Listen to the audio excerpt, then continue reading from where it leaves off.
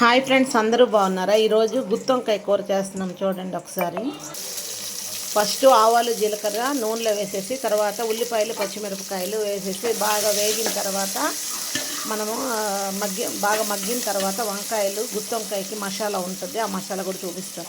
ఇది వంకాయ గుత్తొంకాయలో ఒక మసాలాకాయలు చాలా టేస్ట్గా ఉంటుంది మసాలా. ఈ మసాలాకు కావాల్సినవి నువ్వులు, అల్లం, వేరుశనగ పలుకులు, పచ్చిశనగపప్పు, ఇవన్నీ కొబ్బరి, ఎండు కొబ్బరి అయినా పచ్చి కొబ్బరి అయినా ఇవన్నీ కలిపి పేస్ట్ చేసి పేస్ట్లా తయారు చేసి పెట్టుకున్నాము.